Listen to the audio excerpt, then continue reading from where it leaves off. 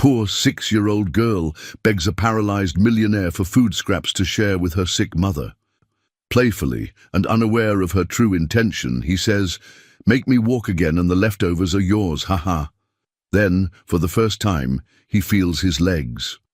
Before we get into it, if this video found you at the right moment, let me know with your favorite emoji. The cold October wind whistled through Emma Miller's thin cotton dress as she stood outside the grand Harrington estate. At 6 years old, she was too small to reach the ornate brass knocker, but determination glinted in her deep blue eyes. This wasn't about her, it was about Mommy, who hadn't eaten in 2 days, so Emma could have the last of their food.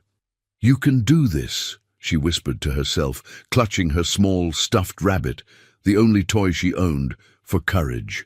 The massive iron gates that had intimidated her from afar now stood mysteriously open. The gardener had left for the day, but Emma had watched from across the street as servers carried trays of fancy food into the mansion. There would be leftovers. There always were at rich people's parties. Mrs. Peterson at school had told her that rich people threw away more food than Emma and her mother ate in a week. Emma slipped through the gate and crept along the curved driveway, staying close to the perfectly trimmed hedges. The mansion loomed above her, windows glowing like golden eyes in the gathering dusk. Music and laughter spilled from inside, sounds as foreign to Emma as another language. Around the back, she found what she was looking for, the service entrance. Gathering her courage, she knocked timidly. No answer. She knocked harder, her small fist barely making a sound against the heavy door.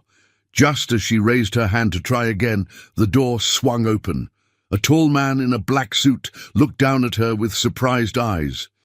I'm sorry to bother you, sir," Emma said, her voice barely audible, "but I was wondering if maybe you had any food left over. Just scraps would be fine. It's not for me, it's for my mommy. She's sick."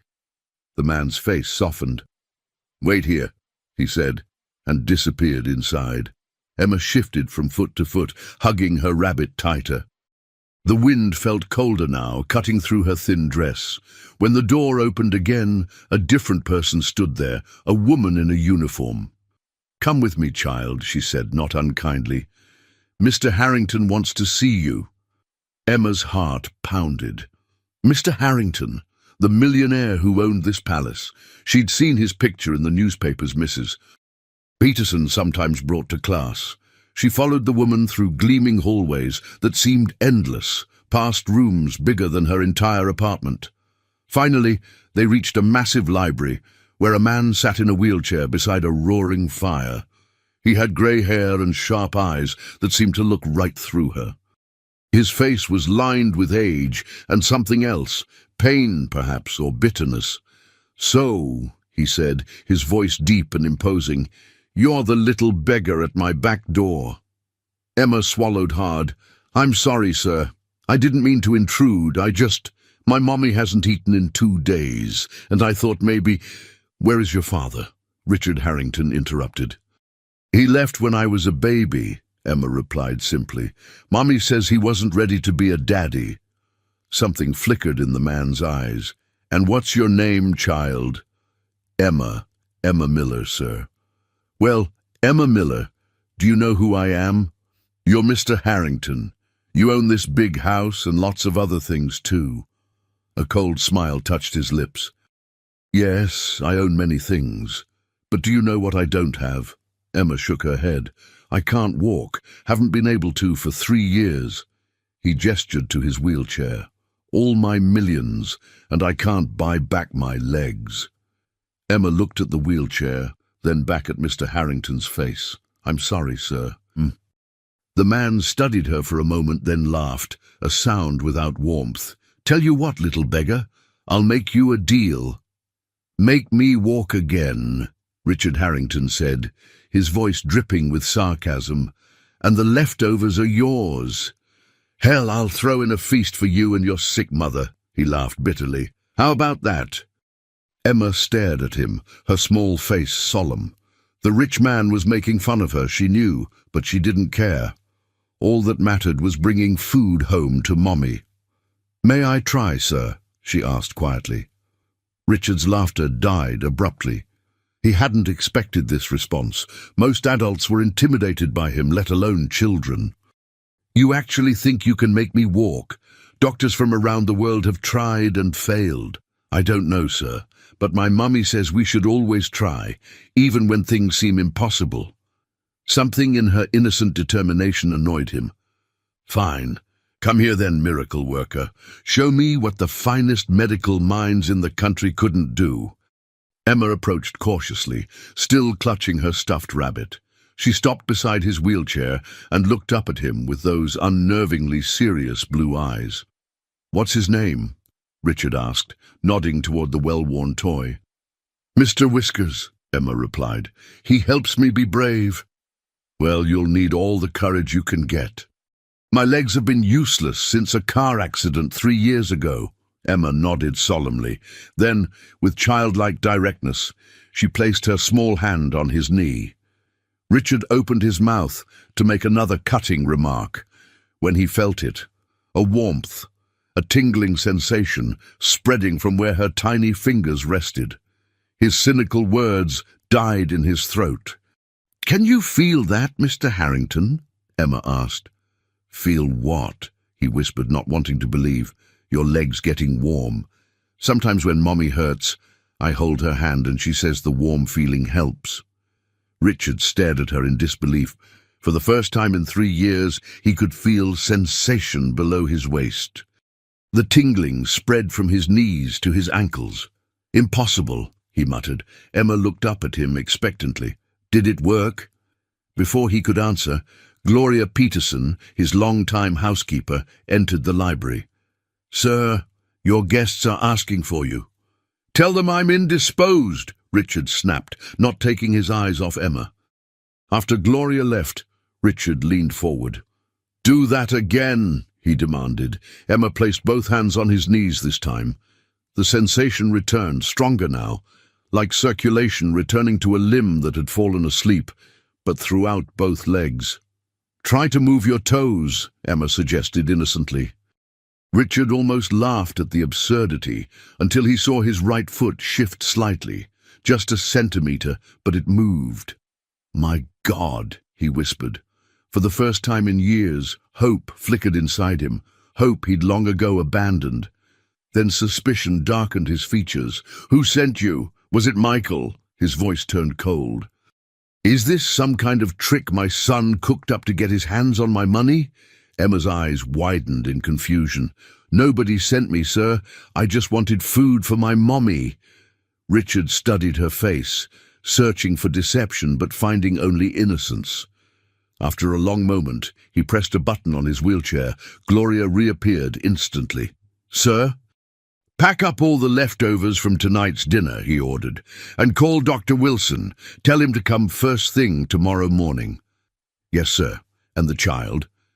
Richard looked at Emma's threadbare dress and worn shoes. "Where do you live, girl?"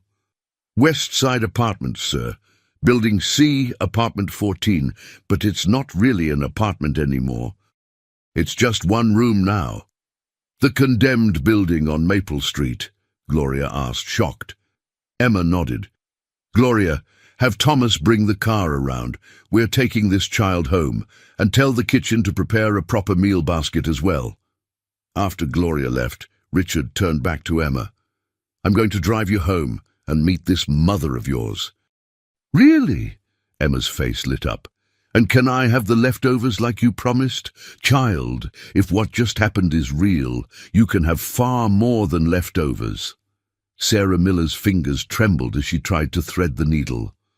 The dim light from their single bulb made sewing nearly impossible, but the Andersons next door had promised $5 if she could mend their children's school uniforms by morning. $5 meant medicine for her persistent cough and maybe some bread and soup. She glanced at the cracked digital clock on the nightstand, 8:47 p.m. Emma should have been back from her friend Lily's house an hour ago. Sarah had hated sending her there at dinner time. It felt like begging, but Lily's mother had insisted after seeing how thin Emma had become. A knock at the door startled her. Heart racing, she set aside her sewing. No one ever visited them, especially not after dark. The neighborhood wasn't safe. "Who is it?" she called, her voice hoarse. "Mommy, it's me. I brought food." Sarah rushed to open the door, relief flooding through her. But her relief turned to shock when she saw not only Emma, but a well-dressed older man in a wheelchair and an elegant woman carrying several large bags. "Emma, what? Who?" she stammered. "This is Mr. Harrington, Mommy, and Miss Gloria. They brought us food." Sarah recognized Richard Harrington immediately.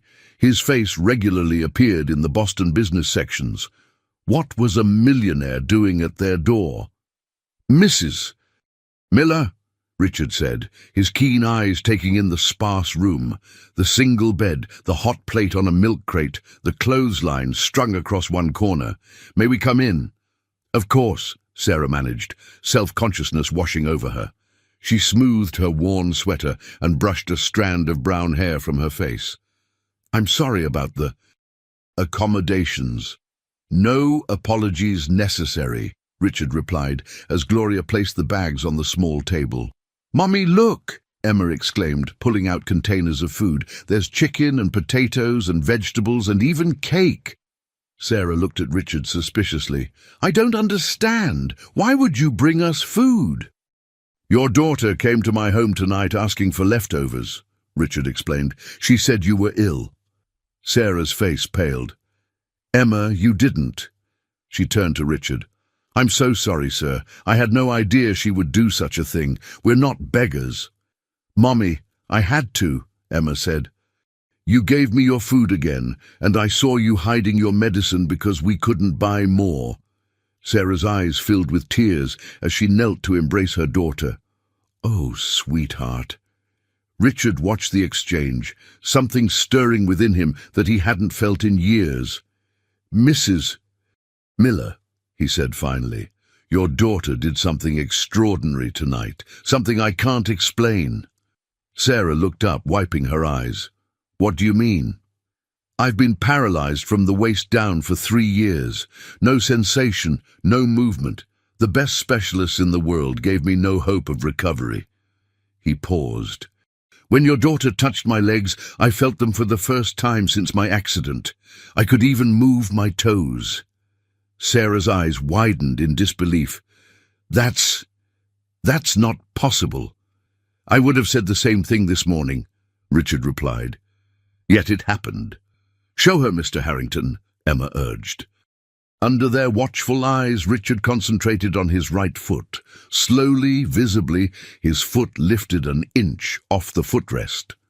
Sarah gasped. "I don't understand," she whispered. "Neither do I," Richard admitted.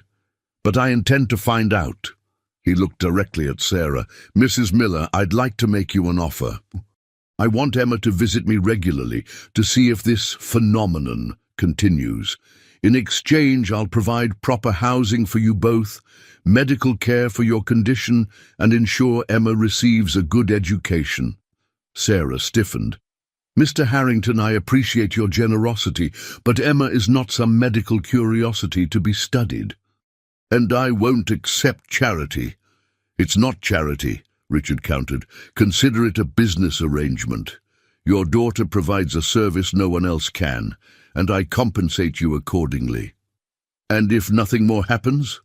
If tonight was just some strange coincidence?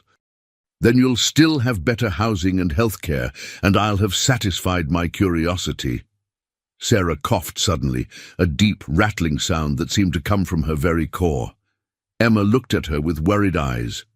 "Please, Mommy," Emma whispered. "Mr. Harrington was nice to me, and you need a doctor." Sarah looked from her daughter to Richard, conflict evident in her tired eyes. "1 week," she finally said. "We'll try for 1 week." Dr. Thomas Wilson had been Richard Harrington's physician for over 20 years. He'd guided him through heart palpitations, stress-induced ulcers, and finally the catastrophic spinal injury that had confined Richard to a wheelchair. In all that time, he'd never seen Richard as animated as he was this morning. It's unprecedented, Thomas, Richard insisted, pacing back and forth in his wheelchair. The sensation has remained. I can feel pressure, temperature, even this. He pinched his own thigh. Dr. Wilson frowned, setting down his stethoscope. Richard, I've examined you thoroughly. There's definitely increased neural activity compared to your last evaluation 6 months ago, but there's no medical explanation for such a sudden improvement. No medical explanation, Richard repeated incredulously. Then how do you explain this? He concentrated intensely, and his right foot lifted from the footrest again, higher than yesterday. Dr. Wilson's professional composure slipped momentarily, his eyes widening. That's remarkable. It's a miracle, is what it is, Gloria interjected from where she stood by the door. It's not a miracle, Dr. Wilson replied, his scientific mind rejecting the notion. There must be a physiological explanation. Perhaps the nerve pathways have been slowly healing all along, and we've reached a tipping point. Richard shook his head impatiently. For 3 years you've told me the damage was permanent. Then a 6-year-old girl touches my legs, and suddenly I'm regaining function. That's one hell of a coincidence. Speaking of this child, Dr. Wilson said, where is she now? Gloria is helping her mother get settled in the guest house, Richard replied. I've arranged for them to stay on the property temporarily. Dr. Wilson raised an eyebrow. That's unusually generous of you, Richard. Don't look at me like that, Thomas. This isn't charity, it's a business arrangement. A business arrangement with a 6-year-old. Dr. Wilson couldn't keep the skepticism from his voice. Before Richard could respond, there was a knock at the door. Gloria entered with Emma and her mother. Ah, perfect timing, Richard said. Dr. Wilson, meet Emma and Sarah Miller. Dr. Wilson observed them with professional interest. The mother was thin and pale, with the shadow of once beautiful features. She carried herself with dignity, despite her obvious exhaustion. The child was remarkably self-possessed for her age, with observant blue eyes that seemed to take in everything. Mrs. Miller, it's a pleasure, Dr. Wilson said, extending his hand. And you must be the famous Emma. Emma nodded solemnly. Are you going to help Mr. Harrington walk again? That's the goal, young lady, though I admit I'm somewhat at a loss as to how to proceed. Perhaps a demonstration, Richard suggested. Sarah looked uncertain. Emma, you don't have to do anything you don't want to. It's okay, Mommy, Emma replied. I want to help. She approached Richard's wheelchair without hesitation. Unlike most children who would have been intimidated by the formal medical setting, Emma seemed perfectly at ease. She placed her small hands on Richard's knees, just as she had the previous evening. The room fell silent. Doctor. Wilson watched with scientific scrutiny. Sarah observed with maternal concern. Gloria looked on with undisguised hope. I feel it, Richard whispered after a moment, the warmth spreading down to my feet. Dr. Wilson stepped closer, his skepticism fighting with the evidence before his eyes. Richard's legs, normally pale and slightly atrophied, had gained color. Using a reflex hammer, Dr. Wilson tapped below Richard's knee. To his astonishment, there was a visible response, slight but unmistakable. Incredible, he murmured. Try to stand, Mr. Harrington, Emma suggested. Emma, Sarah cautioned, Dr. Wilson should decide what's safe. But Richard was already releasing the brake on his wheelchair. Help me, Thomas, he commanded. Dr. Wilson hesitated, then positioned himself to support Richard. This is highly irregular, Richard. Your muscles have atrophied significantly. Even if neural function is returning, your strength, just do it, Richard snapped, with Dr. Wilson on one side and Gloria hurrying to support the other. Richard pushed himself upward. His legs trembled violently, barely supporting his weight. Sweat beaded on his forehead from the effort. For 5 seconds, 10, 15, he remained upright before collapsing back into the wheelchair. My God, Dr. Wilson breathed. Richard's face was transformed by exhilaration, despite his exhaustion. "It's real," he said, looking at Emma with wonder. "Whatever you're doing, it's real." The Harrington Estates guest house was larger than any home Sarah had ever lived in. With 3 bedrooms, a full kitchen, and a living room with windows overlooking the immaculate gardens, it felt like a palace after their single room at Westside Apartments. Emma had been ecstatic, running from room to room, exclaiming over the soft beds and the fully stocked refrigerator. "Look, Mummy, a real bathtub, and it's so clean!" Now, as Sarah unpacked their meager belongings, everything they owned fit in 2 small bags, she couldn't shake her unease. Richard Harrington's offer seemed too good to be true, and in her experience, things that seemed too good to be true usually were. A knock at the door interrupted her thoughts. Gloria Peterson stood there with a garment bag and shopping boxes. "Mrs. Miller," Gloria said warmly, "I hope you're settling in comfortably." "Yes, thank you," Sarah replied. "It's very generous." "Mr. Harrington asked me to bring these for you and Emma." Gloria placed the packages on the sofa, some essentials to start with. "There are more clothes arriving tomorrow." Sarah felt her pride bristle. "That's very kind, but we can't accept—" "Mrs. Miller," Gloria interrupted gently, "may I speak frankly?" Sarah nodded cautiously. "I've worked for Mr. Harrington for nearly 20 years. I've never seen him like this, hopeful, energized. Whatever your daughter did, it's given him something he thought was lost forever." Gloria paused. "He's not a man accustomed to feeling indebted to anyone. Letting him help you is, in a way, helping him." Sarah considered this. "Has he always been so difficult?" Gloria smiled slightly. "Mr. Harrington built his fortune from nothing. He's brilliant, driven, and yes, often harsh. But he wasn't always the bitter man you met yesterday. The accident changed him." "What happened?" Gloria's expression darkened. 3 years ago, Richard was driving with his son Michael when another car ran a red light. Richard swerved to protect Michael and took the full impact himself. The spinal damage left him paralyzed. Michael walked away without a scratch. "His son must be very grateful," Sarah observed.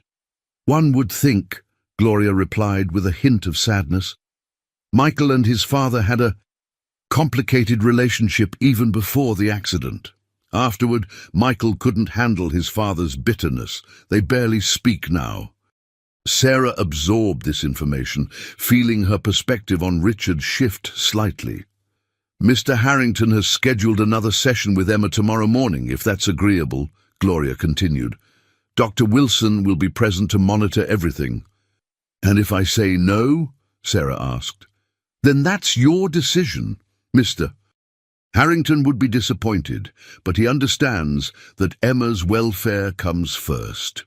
Gloria smiled at Sarah. "He's many things, but he's not a monster." After Gloria left, Sarah opened the packages. Inside were clothes in exactly the right sizes for both of them. Simple but high quality. There were also toiletries, books for Emma, and a smartphone with a note explaining it was programmed with all necessary contacts. Sarah sat on the edge of the sofa, overwhelmed. For 3 years since her husband abandoned them, she'd shouldered every burden alone. When her health began failing 6 months ago, the constant stress of survival had become almost unbearable. Now, suddenly, they had safe housing, food, and the promise of medical care. But at what cost? What if Richard's interest in Emma's apparent ability turned exploitative? What if this miracle faded, and with it Richard's generosity? The sound of Emma's laughter floated in from outside.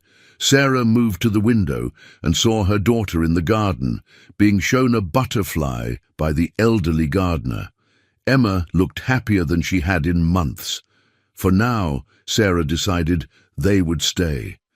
She would remain vigilant, protect Emma's interests, and perhaps, just perhaps, allow herself to hope that this strange turn of events might lead somewhere good. Meanwhile, across the estate in the main house, Richard sat in his study reviewing medical files. not his own, but Sarah Miller's. Dr. Wilson had examined her that morning and confirmed what Richard had suspected. Sarah's persistent cough was actually early-stage pulmonary fibrosis, potentially treatable but requiring expensive medical intervention. Richard closed the file, his mind racing with possibilities. If Emma truly possessed some inexplicable healing ability, could it extend beyond his paralysis? Could she help her own mother? And if she could, what were the limits? What was the source of this power? Was it replicable, scalable, marketable? The businessman in him saw boundless opportunities. The man in him, the part he thought had died in the accident, felt something different, a responsibility to protect this gift and the child who carried it. Again, Emma, just like before, Richard instructed, his voice gentler than it had been in years. It was day 4 of their arrangement, and the changes were becoming impossible to ignore. Richard could now stand for nearly a minute, unassisted. The muscle atrophy was still significant, but sensation had returned to approximately 80% of his lower extremities, according to Dr. Wilson's tests. Emma placed her hands on Richard's knees, her face scrunched in concentration. After a moment, the now familiar warmth spread through his legs. "Good girl," Richard murmured. "Now let's try something new." With Emma's tiny hand in his, Richard pushed himself to standing. His legs trembled but held. Then, with excruciating slowness, he took one step forward, then another. "You're doing it, Mr. Harrington!" Emma exclaimed, delight brightening her features. "Doctor!" Wilson watched in amazement, scribbling notes furiously. "The progressive improvement defies all medical explanation," he muttered. "By all rights, your muscles shouldn't be strong enough for this yet." Richard took a third step before his strength gave out. Gloria rushed forward with the wheelchair just in time. "That's enough for today," Sarah interjected from where she sat nearby. Despite the remarkable progress, she remained vigilant during these sessions, watchful for any sign that Emma was being pushed too hard.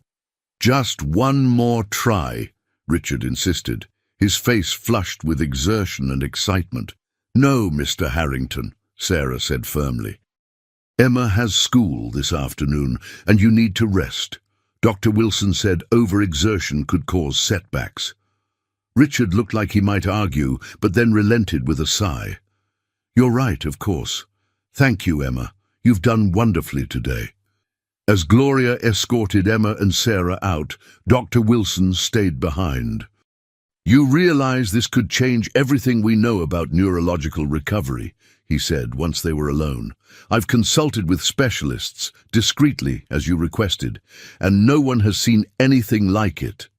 "Have you discovered how she's doing it?" Richard asked. Dr. Wilson shook his head. "The equipment shows unusual electromagnetic activity when she makes contact with you, but nothing that explains the physiological response. It's as if—" He hesitated. "As if what, Thomas?" "As if she's somehow reactivating neural pathways through pure intention, willing your body to heal." Richard considered this. Could it work for other conditions, other patients? Theoretically, perhaps, but ethically, Richard, she's a child, not a medical device. "I'm well aware," Richard replied sharply. "I have no intention of exploiting her, but if she possesses a gift that could help others—" He trailed off, thinking of Sarah's condition. "One step at a time," Dr. Wilson cautioned. "For now, let's focus on your recovery and monitoring Emma for any negative effects."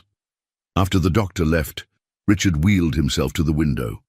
From there, he could see Emma in the garden, teaching Mr. Whiskers, her stuffed rabbit, how to have a tea party with the gardener's granddaughter who had come to visit. How strange that his salvation should come in such a small package. In just 4 days, Emma had given him more hope than he'd felt in 3 years.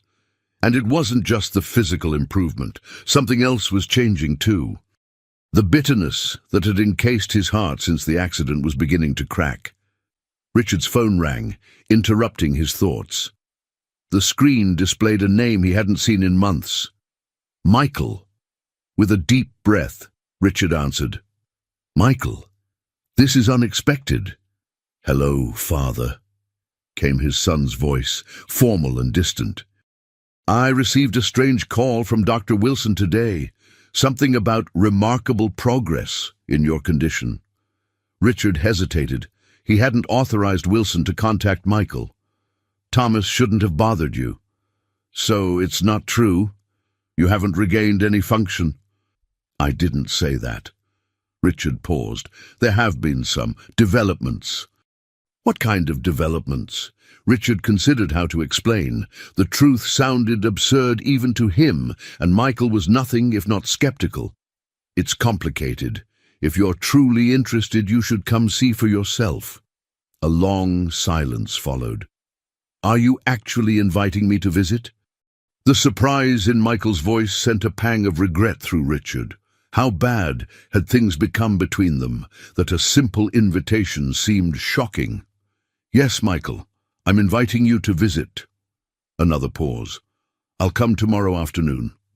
After they hung up, Richard sat in silence, emotions he'd long suppressed rising to the surface. His relationship with Michael had been strained even before the accident. Richard's demanding nature and impossibly high expectations had driven a wedge between them. After becoming paralyzed, Richard's bitterness had widened that gap into a chasm. Now, with the possibility of walking again, Richard found himself wanting to bridge that distance. Perhaps Emma's healing touch extended beyond the physical. The thought of Michael meeting Emma suddenly made Richard uneasy. His son was shrewd, suspicious of anything that seemed too good to be true. Would he see Emma as Richard did now, a miraculous child with a pure heart? Or would he see what Richard himself might have seen just a week ago, an opportunity to exploit? Richard reached for his phone again, this time dialing his lawyer. There were preparations to make, protections to put in place, for Emma, for Sarah, and perhaps even for himself. Michael Harrington parked his silver Mercedes at the end of the long driveway, staring up at his childhood home with mixed emotions.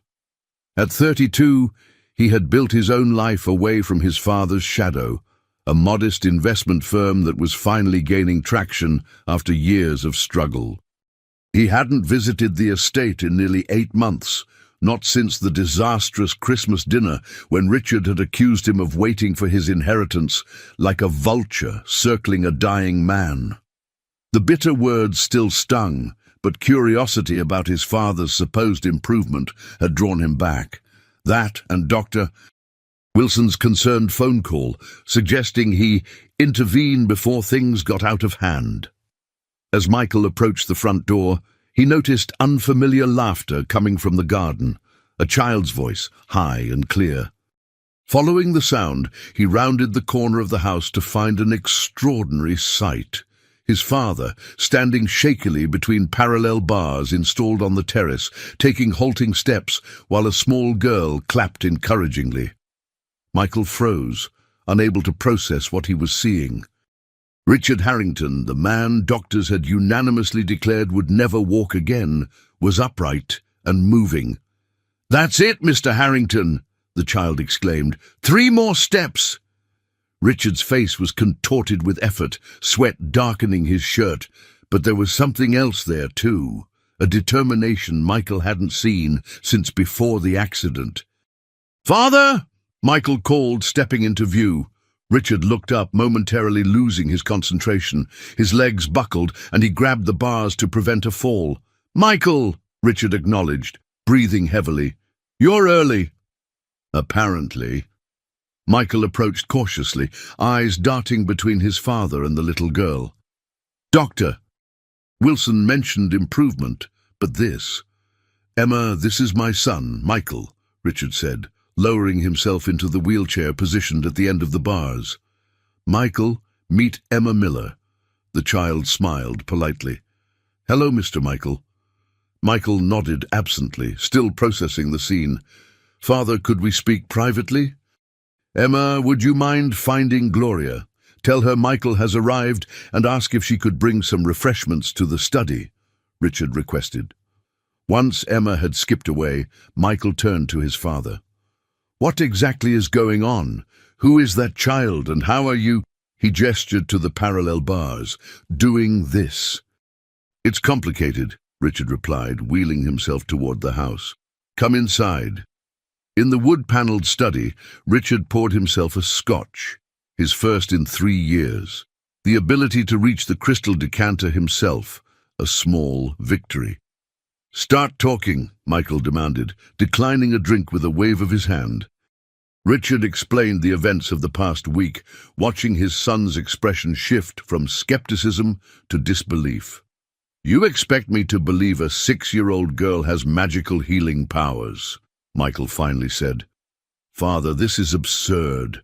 Whatever improvement you're experiencing has a medical explanation. I thought the same thing, Richard admitted. I've had Dr. Wilson run every test imaginable. There's no medical explanation for the rate of my recovery. So you've moved this child and her mother into your home based on, what, a coincidence? A parlor trick? Richard's eyes narrowed. I've provided them with proper housing and care, which they desperately needed. In exchange, Emma is helping me walk again. It's a mutually beneficial arrangement. And I suppose you've had this arrangement properly documented. Legal guardianship established, compensation formalized. Michael's tone was sharp, professional, the lawyer in him emerging. Not yet, but I've spoken with Bernard about setting up a trust for Emma's education and... For God's sake, Father, Michael interrupted. Do you hear yourself? You've invited complete strangers into your home, given them access to everything, based on some inexplicable phenomenon that defies medical science. Have you considered that this might be an elaborate con? Richard's face hardened. You think I haven't considered that? I've had them thoroughly investigated. Sarah Miller is exactly who she claims to be, a widowed seamstress with mounting medical bills and a daughter she's struggling to support. And this miraculous ability, you don't find the timing suspicious. Just when they're most desperate, the child develops healing powers. Before Richard could respond, there was a knock at the door. Gloria entered with a tray, followed by Emma carrying a small plate of cookies with intense concentration. I helped make these, Emma announced proudly, setting the plate down carefully. Thank you, Emma, Richard said warmly, his harsh expression softening instantly. Michael watched the interaction with narrowed eyes. The transformation in his father was jarring, from the bitter, isolated man of the past 3 years to this almost grandfatherly figure. After Gloria and Emma left, Michael leaned forward. I want to speak with Dr. Wilson directly, and I want to see these tests you mentioned. You think I'm being deceived, Richard stated flatly. I think you want to believe so badly that you're not asking the right questions, Michael countered. What do we actually know about this child? What's the scientific basis for what's happening? And most importantly, what do they want from you in the long run? Richard's jaw tightened. What Emma wants is food for her mother. What Sarah wants is medical care and safety for her daughter. Not everyone has an agenda, Michael. Everyone has an agenda, Father.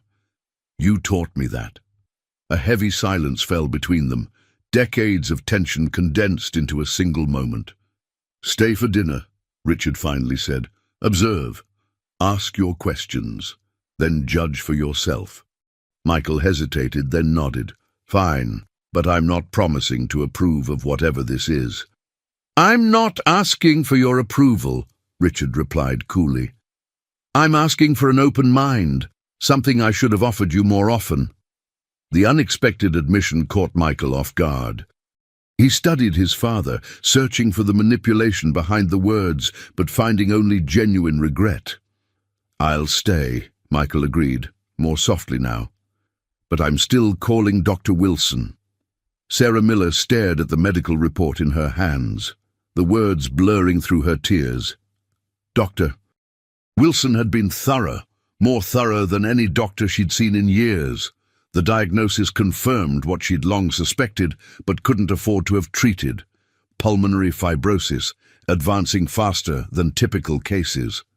"The good news," Dr. Wilson had explained gently, "is that we've caught it before catastrophic deterioration. With proper treatment, we can slow the progression significantly." Proper treatment. The word seemed like a cruel joke after years of choosing between medicine and food, between her health and Emma's needs. A soft knock interrupted her thoughts. Sarah hastily wiped her eyes before opening the door to find Richard Harrington there, seated in his wheelchair despite his improving mobility. "Mrs. Miller," he said formally. "May I come in?" Sarah stepped back, allowing him to enter the guest house. "Dr. Wilson spoke with you?" she guessed, noting his grave expression. "He did," Richard confirmed. "I hope you don't mind. I asked him to be candid about your condition." "It's your right," Sarah replied. "You're paying for the examination." Richard frowned slightly. "This isn't about payment or obligation, Mrs. Miller. I'm concerned about you and about Emma." Sarah sank onto the sofa, suddenly exhausted. "How much time did he tell you I have? With aggressive treatment, several years, perhaps more." Richard wheeled closer. "I'd like to ensure you receive that treatment." "Why?" Sarah asked bluntly. "You've already been more than generous. You owe us nothing." Richard was silent for a moment. "Perhaps I feel I owe Emma everything." "Because she's helping you walk?" "Because she reminded me what it means to be human," Richard corrected. "Before Emma, I was merely existing. Now I'm living again. That's worth more than any treatment I could fund." Sarah studied him, searching for deception, but finding only sincerity. "Your son doesn't trust us," she observed. "I saw how he watched Emma at dinner." "Michael is protective," Richard acknowledged, "and skeptical by nature. His mother was the same way." "Was?" "Cancer, 12 years ago." Richard's eyes grew distant. "Michael was 20 then, old enough to understand, but young enough to still need his mother desperately." Sarah nodded, recognizing the shared pain of loss. "Emma's father left when I was 7 months pregnant. Said he wasn't ready for the responsibility." She gave a humorless laugh, as if I was. An understanding passed between them, two people who had faced life's hardest blows and kept moving forward. "Mrs. Miller, Sarah," Richard said, using her first name tentatively, "I have a proposal I'd like you to consider." Before he could continue, the door flew open and Emma rushed in, her face flushed with excitement. "Mommy, I saw a real fox in the garden. Mr. Thomas says they live in the woods behind the big house." Sarah forced a smile. "That's wonderful, sweetheart." Emma stopped, her extraordinary perceptiveness catching the tension in the room. "Are you okay, Mommy? You look sad." "I'm just tired, baby," Sarah assured her. Emma looked from her mother to Richard, her expression suddenly serious beyond her years. "Is Mommy sick again?" "Me?" Richard and Sarah exchanged glances, silently debating how much to reveal. "Your mother needs some special medicine," Richard explained carefully, "but Dr. Wilson is going to help her get better." Emma approached her mother, climbing onto the sofa beside her. "I can help too," she said with absolute certainty, "like I'm helping Mr. Harrington." Sarah stroked her daughter's hair. "Oh, sweetheart, it's different. Mr. Harrington had an injury. Mommy's sickness is inside, in my lungs." "I can still try," Emma insisted. Before either adult could respond, she placed her small hands on Sarah's chest, her face scrunched in concentration, the same expression she wore when working with Richard. Sarah began to gently move Emma's hands away, but Richard shook his head slightly. "Let her try," his eyes seemed to say. For a long moment, the room was silent, except for the ticking of the clock on the mantel. Emma's eyes were closed tight, her breathing slow and deliberate. Sarah felt nothing at first, then a subtle warmth spreading through her chest, different from the fever heat of infection, more like sunlight penetrating deep tissues. The constant ache that had become her companion eased slightly.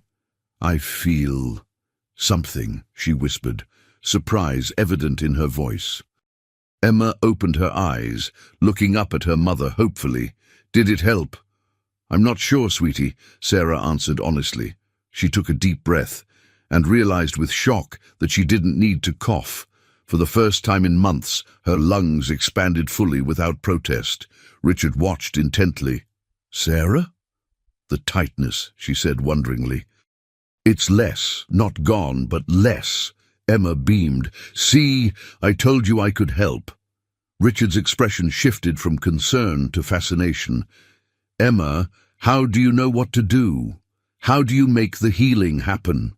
Emma shrugged, the question too complex for her 6-year-old understanding.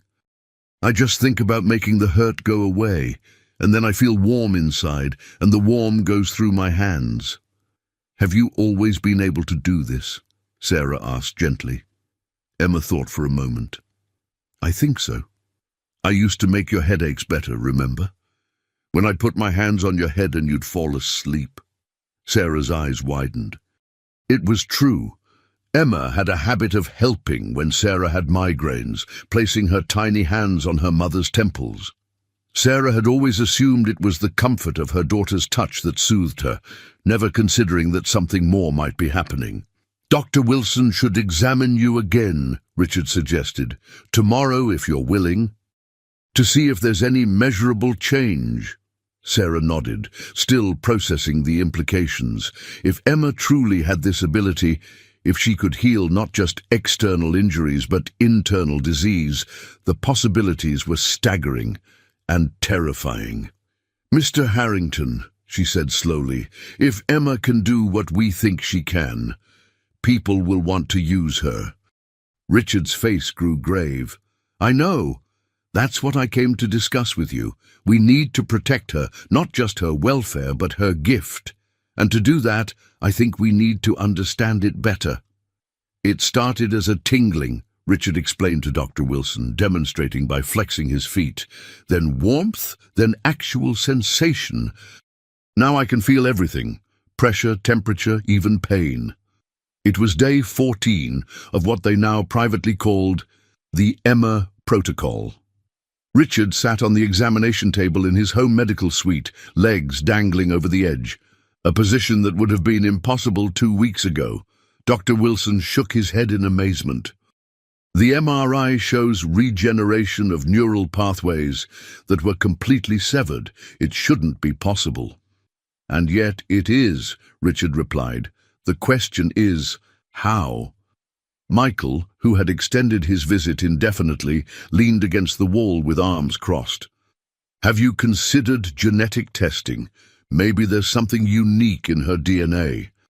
"Absolutely not," Sarah interjected firmly from where she sat nearby. "I won't have Emma treated like a lab specimen."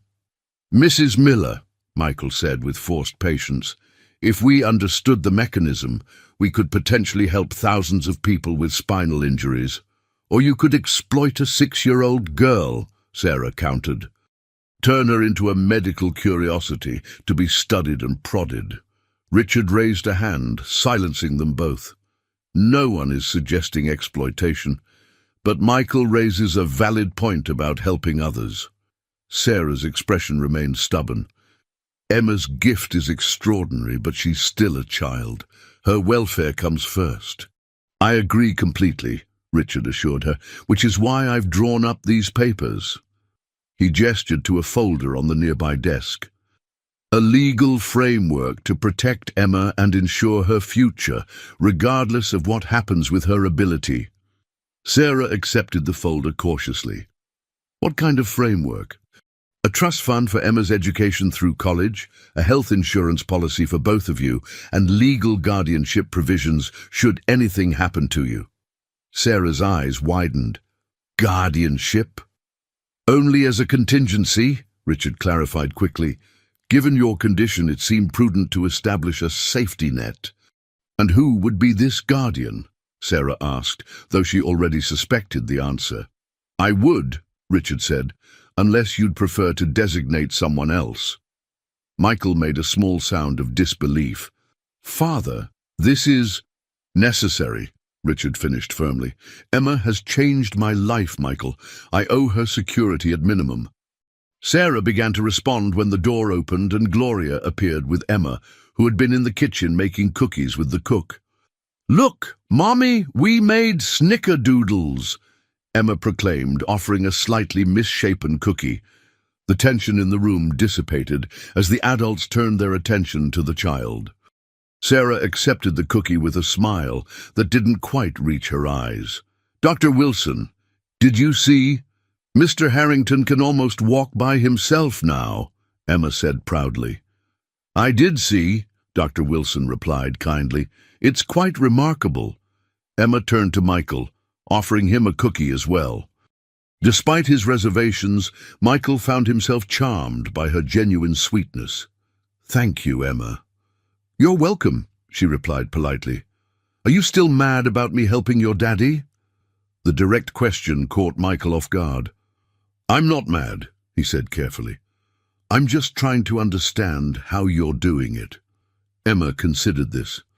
"I don't know how. I just can. Like how some kids can sing really good or do math in their head."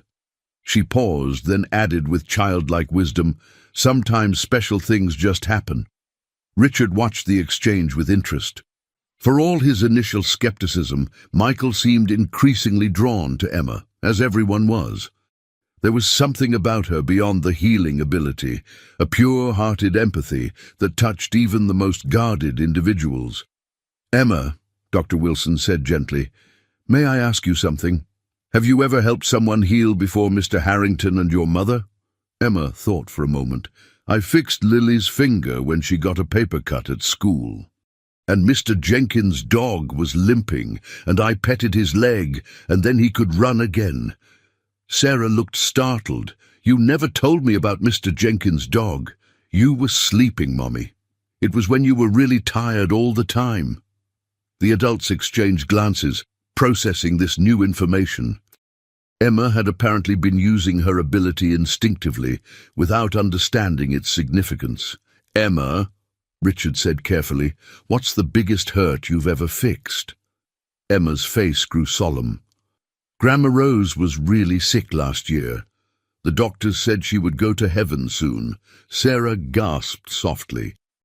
"My mother recovered from stage 4 pancreatic cancer last spring. The doctors called it a spontaneous remission, a medical miracle." "I just holded her hand a lot," Emma explained simply. "Every day when we visited the hospital." Dr. Wilson leaned forward. "And now your grandmother is well?" "She moved to Florida," Emma said with a shrug. "She sends me postcards with alligators on them." The implications hung heavy in the air. If Emma had unknowingly cured terminal cancer. "This changes everything," Michael murmured, his skepticism finally crumbling under the weight of evidence. "No," Sarah said firmly, pulling Emma closer to her side. "It changes nothing. Emma is still a little girl, not a miracle cure." Richard watched the protective fire in Sarah's eyes and made a decision. Sarah's right. Whatever we do next, Emma's childhood remains the priority. He reached for the parallel bars and pulled himself to standing, a movement that was becoming smoother each day. Slowly, deliberately, he took 4 steps without assistance. "Emma has given me back my mobility," he said, emotion thickening his voice. "I won't repay that gift by taking away her chance to be a normal child." Michael Harrington sat across from Janet Rhodes, his father's longtime publicist, in a downtown coffee shop far from the estate. The busy atmosphere ensured their conversation wouldn't be overheard. "You're sure about this?" Janet asked, reviewing the documents he'd provided. "It sounds implausible." "I've seen it with my own eyes," Michael replied. "My father is walking again, actually walking, after 3 years of paralysis. The medical community declared it impossible." Janet whistled softly. "And this child is responsible. Through what? Touch healing? Something like that." Michael sipped his coffee. "The point is, it's real and it works. The potential applications are limitless." So why come to me instead of going public through official channels? Why not medical journals, clinical trials? Michael leaned forward. Because my father is being overprotective. He's formed an emotional attachment to the girl and her mother. He's refusing to consider the broader implications. Janet studied him shrewdly. And you disagree with this approach. Think about it, Janet. A child who can cure paralysis, cancer, potentially any illness or injury. That's not something that should be kept private. It could change medicine forever. It could also create chaos, Janet pointed out. Every desperate parent, every terminal patient would descend on this child. It would be a media frenzy. Which is why we need to control the narrative, Michael countered. A carefully managed revelation, scientific validation, then a structured program to maximize the benefit while protecting the child. Janet tapped her pen against the table thoughtfully. Your father must have considered this. What's his position? Michael's expression hardened slightly. He wants to keep it quiet, at least for now. He's set up a trust fund for the girl, is treating the mother's pulmonary fibrosis, and acts like that's sufficient. And what do the mother and child want? The mother is protective, cautious. The child is 6. She doesn't understand the significance. Janet set down her pen. Michael, I've known you since you were a teenager. You've always been ambitious, strategic. What's your real interest here? Michael hesitated, then spoke with careful precision. I believe this discovery could be the most significant medical breakthrough of the century. It should be properly documented, researched, and implemented, not kept secret because of my father's emotional attachments. And the fact that Harrington Medical Technologies would be positioned to facilitate this implementation is just a coincidence? Janet asked skeptically. Michael didn't flinch. Business opportunities and humanitarian benefits aren't mutually exclusive. Janet gathered the documents. I'll help you prepare a strategy, but on one condition. Nothing goes public without your father's consent and the mother's agreement. This isn't just about medical advancement or business opportunities. It's about a child's life. Michael nodded reluctantly. Agreed. For now. Meanwhile, back at the Harrington estate, Emma sat on the terrace with Richard, watching birds at the feeder. In the 3 weeks since their first encounter, Richard had progressed from wheelchair to walker to cane. Today he sat in a regular chair, his wheelchair nowhere in sight. Mr. Harrington, Emma asked, breaking their companionable silence. Yes, Emma.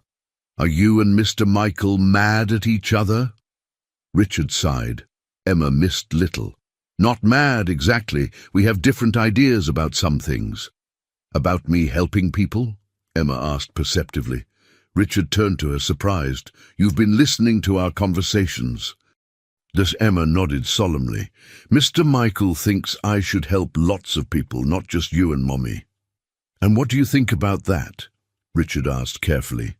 Emma considered the question with the pure, uncomplicated reasoning of a child. I like helping people. It makes my heart feel big. She spread her hands over her chest to demonstrate. But sometimes after helping a lot, I get really, really tired. Richard frowned. Tired how? Like I need to sleep right away. And sometimes I get really hungry, like my tummy is empty even if I just ate. Alarm bells rang in Richard's mind. No one had considered the physical cost to Emma of these healing sessions. They'd been so focused on the miraculous results that they'd overlooked potential side effects. Emma, why didn't you tell us you were getting tired? Emma shrugged. Grown-ups were happy when I helped. I didn't want to make them sad. A wave of guilt washed over Richard. They had been so careful about Emma's emotional well-being, yet they'd missed something fundamental.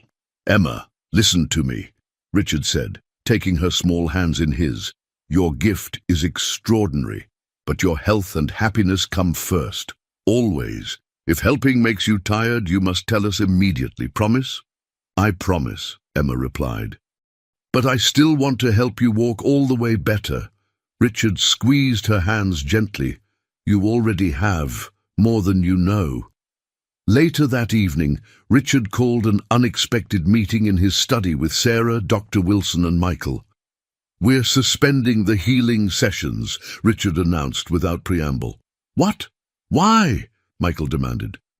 Emma is experiencing fatigue and hunger after healing, physical symptoms we've completely overlooked, Richard explained. We have no idea what this energy transfer is doing to her body. Dr. Wilson looked troubled. I should have anticipated this. Any energy expenditure requires fuel. If Emma is somehow transferring healing energy, her body must be producing it at a cost. All the more reason to conduct proper studies, Michael argued, to understand the mechanism and ensure it's safe. Or all the more reason to stop, Sarah countered. Emma's health isn't something we experiment with. We need to find a balance, Richard said. Limited sessions, carefully monitored, with proper rest and nutrition for Emma. And absolutely no external involvement until we understand the full implications. Michael stood abruptly. This is short-sighted. There are people suffering who could benefit, and there's a 6-year-old girl who could be harmed, Richard interrupted sharply. My decision is final, Michael. After Michael stormed out, Dr. Wilson quietly suggested monitoring Emma's glucose levels and vital signs before and after healing sessions to better understand the physical demands. A reasonable compromise, Richard agreed, looking to Sarah for approval. She nodded reluctantly. But at the first sign of anything concerning, we stop completely. None of them noticed Gloria standing just outside the partially open door, or Michael speaking urgently into his phone as he strode away down the hall. Sarah woke to the sound of voices, urgent, agitated voices, coming from downstairs. Glancing at the clock, 5:47 a.m., she pulled on her robe and checked Emma's room. Her daughter slept peacefully, Mr. Whiskers clutched tightly against her chest. Following the voices, Sarah found Richard and Michael in a heated confrontation in the kitchen, with Gloria hovering nervously nearby. How could you do this without consulting me? Richard demanded, brandishing a tablet displaying a news website. The headline made Sarah's blood run cold. Miracle child, millionaire's secret cure. It wasn't supposed to go public yet, Michael was saying defensively. Janet was just preparing a strategy, which included leaking information to test public reaction. Richard's voice was ice. Don't insult my intelligence, Michael. I know how these things work. Sarah snatched the tablet, scanning the article with growing horror. There were no names or photographs, but the details were specific enough. A wealthy Boston businessman recovering from paralysis thanks to a child with unexplained healing abilities. What have you done? Sarah whispered, looking at Michael with dawning comprehension. Michael straightened, defensive but unapologetic. What needed to be done? This discovery is too important to keep hidden. It wasn't your decision to make, Richard said.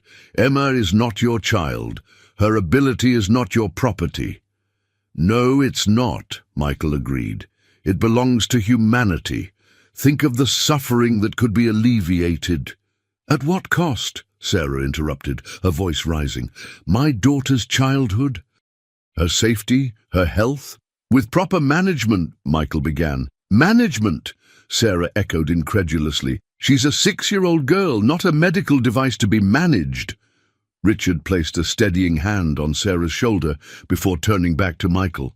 How much does this source know? Who else have you told? Before Michael could answer, the house phone rang. Gloria answered it, her expression growing increasingly alarmed. Sir, she said after hanging up, that was security. There are reporters at the gate. 3 news vans so far. Richard's face darkened. Get Dr. Wilson here immediately, then call Bernard and have him prepare the helicopter. We need to move Sarah and Emma somewhere safe. Michael stepped forward. Father, be reasonable. We can control this situation. A press conference, proper scientific validation.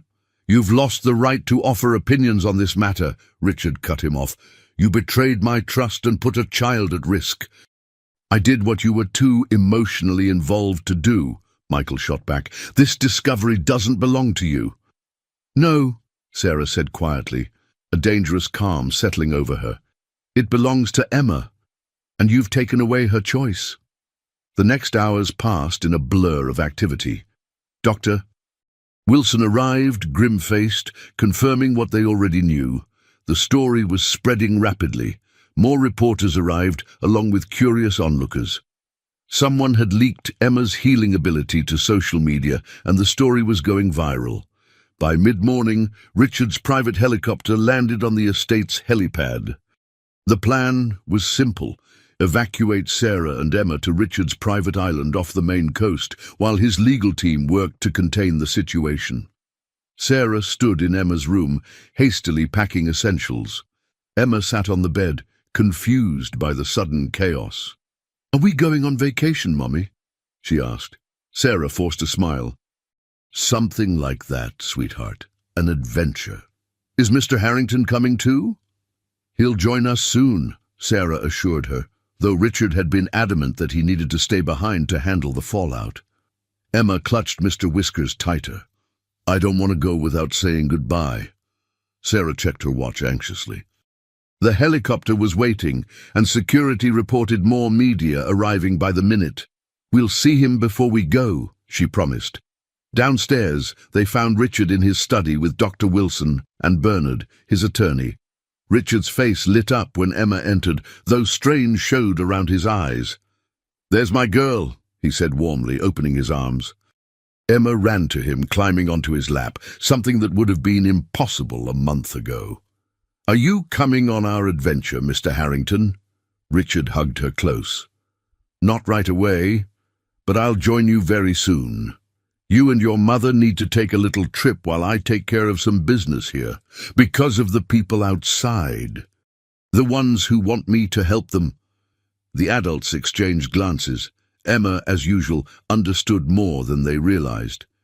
"Yes," Richard answered honestly. "People have heard about your special ability and they're very excited. But we need to make sure everything is organized properly before you meet anyone new." Emma nodded solemnly. "I can't help everyone at once. I'd get too tired." "Exactly," Richard agreed, relief evident in his voice. He reached into his desk drawer and withdrew a small box. "I have something for you. A going-away present." Emma opened the box to find a delicate silver bracelet with a single charm, a small rabbit like Mr. Whiskers. "It's beautiful," she gasped. "It's also special," Richard explained, helping her put it on. "See this tiny blue dot? It's a tracker, so I'll always know where you are. If you ever need me, just press it 3 times and I'll come right away." "Like magic?" Emma asked, eyes wide. "Like technology," Richard corrected with a smile, "but just as reliable." A sharp knock interrupted them. Gloria entered, looking anxious. "Sir, we have a situation. Someone's leaked the helicopter plan. There are reporters heading to the helipad now." Richard's face hardened. "Plan B, then. The boat." Bernard nodded, already on his phone, making arrangements. Richard turned back to Emma. "Slight change of plans, sweetheart. You and your mother are going to take my boat instead. It will be like a pirate adventure." Emma's eyes lit up. "With treasure?" "The greatest treasure of all," Richard said softly. "Your safety." Jeet, the morning sun sparkled on the Atlantic as Richard's yacht, Serendipity, cut through the waves toward his private island. On the aft deck, Emma watched dolphins play in the boat's wake, her excitement temporarily overshadowing the rushed departure and the tension emanating from the adults. Below deck, Sarah spoke quietly with Richard via satellite phone. "The news is everywhere," she said, scanning headlines on a tablet. "They're calling her the miracle child and offering rewards for information. Someone leaked that we left by boat." "Change course," Richard instructed immediately. "Bernard has arranged alternative accommodations in Canada. I'll text the coordinates." "Richard," Sarah hesitated, "there's something else. Social media is speculating about us. Us? You and me. They're suggesting I'm using Emma to secure your fortune, that this is some kind of con. Richard's silence spoke volumes. You believed that once too, Sarah reminded him, when we first met. For about 5 minutes, Richard admitted, before I saw Emma's pure heart and your fierce protection of her. No one could fake that. Michael still believes it, Sarah said softly. He thinks I'm manipulating you. Michael sees the world through a lens of suspicion. It's how I raised him, unfortunately. Richard's voice grew heavy with regret. I taught him to look for angles, motivations, weaknesses to exploit. Is it any wonder he can't recognize genuine goodness when he sees it?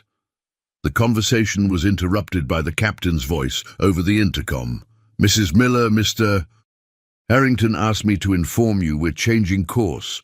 Also, radar shows another vessel approaching rapidly from the southwest. Sarah's heart raced. Could it be press? Paparazzi? Unknown, ma'am, but they're moving with purpose. Sarah ended the call and hurried to find Emma. As she reached the deck, she saw the approaching boat, sleek, powerful, closing fast. Emma, come inside, she called urgently. Emma turned, her smile fading at her mother's tone. But the dolphins? Now, Emma, Sarah insisted, reaching for her daughter's hand. Before they could reach the cabin door, the pursuing boat drew alongside. To Sarah's shock, she recognized Michael Harrington standing on the deck. Mrs. Miller, he called over the engines. I need to speak with you and Emma. It's urgent. Captain, maintain course, Sarah instructed firmly, pulling Emma closer. Please, Michael shouted. My father is in danger. They're coming for him too. Something in his voice, genuine fear, made Sarah hesitate. Who's coming for him? Government agencies, pharmaceutical companies, everyone with an interest in controlling Emma's ability. Michael's boat matched their speed perfectly. They raided the estate an hour after you left. Sarah's blood ran cold. Emma, go to our cabin and stay there, she instructed. Lock the door and don't open it for anyone but me. Once Emma was safely inside, Sarah nodded to the captain to slow down. Michael's boat drew alongside, and he jumped aboard with surprising agility. You have exactly 1 minute to explain, Sarah said icily. Michael ran a hand through his disheveled hair. This went too far, too fast. I never intended. He broke off, visibly struggling to maintain composure. When the story broke, everyone wanted a piece of it. Pharmaceutical companies seeing profit potential, research institutions, government health agencies. Then the religious groups started calling it divine intervention, and fringe elements began theorizing about extraterrestrial origins. You caused this, Sarah reminded him sharply. I know, Michael admitted, surprising her with his candor. But I'm trying to fix it now. Father is holding them off legally, but someone at the National Health Institute has classified Emma's ability as a resource of critical public health importance. They're seeking an emergency court order to compel her participation in studies. Sarah felt the blood drain from her face. They can't do that. She's a child. They're arguing that the potential to save millions of lives outweighs individual rights. Michael's expression was grim. Father is fighting it, but it won't hold for long. We need to get Emma somewhere beyond their reach until we can establish legal protections. And why should I trust you now? Sarah demanded. After what you did? Michael met her eyes directly. Because despite our differences, we both want to protect Emma. And because my father asked me to help you. He pulled out his phone, showing a text from Richard. Find them. Keep them safe. Make this right. Before Sarah could respond, Emma's scream pierced the air. Sarah bolted for the cabin, Michael close behind. They found Emma pressed against the cabin wall, eyes wide with terror. Mommy! Mr. Harrington is hurt. I saw it! Sarah knelt beside her. What do you mean you saw it? In my head! Emma cried, tapping her temple frantically. He fell down, and there are bad men in his house, and he's calling for me. She thrust out her wrist, showing the bracelet. "It got hot, Mommy. It's the signal." Michael grabbed Emma's wrist, examining the bracelet. "The tracker. It has a panic function. It would only activate if Father were in serious danger. We have to go back." Emma insisted, tears streaming down her face. "He needs me." Sarah looked at Michael, seeing her own fear reflected in his eyes. "Could this be a trap, to draw us back?" "Possibly," Michael admitted. "But if my father is truly in danger—" Sarah made a swift decision. "We go back, but not directly to the estate. We need somewhere secure to assess the situation." Michael nodded. "I have a cabin in the woods nearby, completely off-grid. Father and I are the only ones who know about it." "Mommy, hurry," Emma pleaded. "Mr. Harrington is getting colder." The journey back was tense, with Emma growing increasingly agitated. "I can feel him, Mommy," she kept saying. "He's slipping away." When they finally reached the secluded cabin, Michael immediately established secure communications with his father's security team. The news was grim. Richard had suffered a massive stroke shortly after Sarah and Emma's departure. He was alive but unresponsive in the hospital, under guard from both his own security and government agents. "It's the stress," Dr. Wilson confirmed via encrypted video call. His blood pressure was dangerously high after the confrontation with the authorities. The stroke affected the left side of his brain. He's stable but critical. "I can help him," Emma said with quiet certainty, having listened from the doorway, "like I helped Grandma Rose." Sarah and Michael exchanged glances. "It's too dangerous," Sarah began. "The authorities—" "Will be focused on the hospital," Michael finished. "But I can get us in through the service entrance. Father's security team is still loyal to him, not the government agents."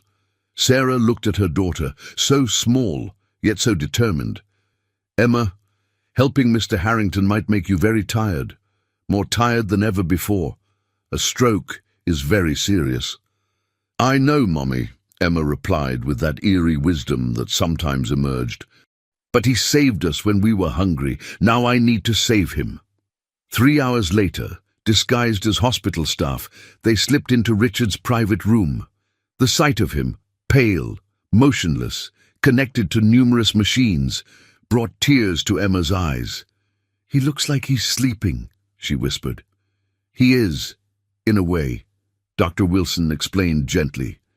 "His brain is trying to heal itself." Emma approached the bed without hesitation. "I need to hold his head, like I did with Grandma Rose."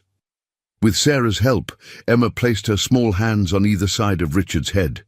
The room fell silent, except for the steady beeping of monitors. Minutes passed. Emma's face grew increasingly strained, her small body trembling with effort. Sweat beaded on her forehead. "Emma, that's enough," Sarah urged, growing alarmed. "Not yet," Emma insisted, her voice barely audible. "He's coming back. I can feel him." As if in response, Richard's fingers twitched, his eyelids fluttered. "Brain activity is increasing," Dr. Wilson reported, watching the monitors in astonishment. Emma swayed suddenly, her face deathly pale. Michael caught her just as she collapsed. "Emma!" Sarah cried, rushing to her daughter. "She's exhausted," Dr. Wilson said, checking her pulse.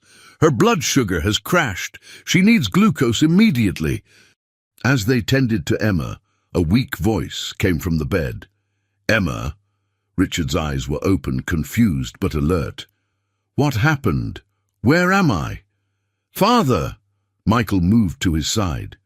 "You had a stroke. Emma brought you back." Richard struggled to sit up. "Where is she? Is she all right?"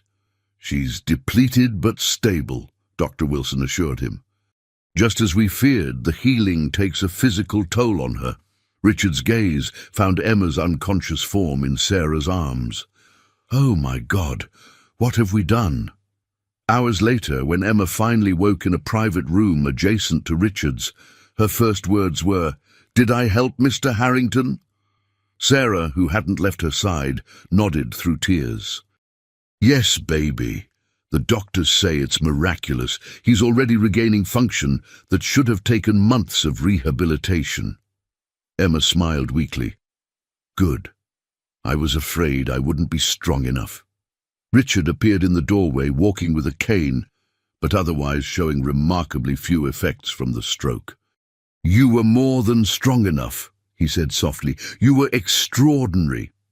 Michael stood behind his father, his expression transformed by what he had witnessed. The skeptical businessman had given way to something more humble, more human. Emma, Richard continued, approaching her bed, what you did for me, both times, I can never repay. But I can promise you this, your gift will remain yours to share as you choose, when you choose. No one will force you to use it. No one will study you without your permission. I will use every resource I have to ensure that. We both will, Michael added quietly. I was wrong, Emma. I'm so sorry. Emma looked between them, then at her mother. I just want to help people, she said simply, but not all at once, and not if it makes people fight. Sarah stroked her daughter's hair.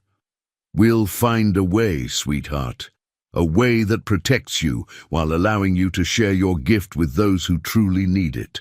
Richard nodded. A foundation, perhaps. Foundation. Strictly controlled, with you and your mother making all decisions, when you're older if you choose.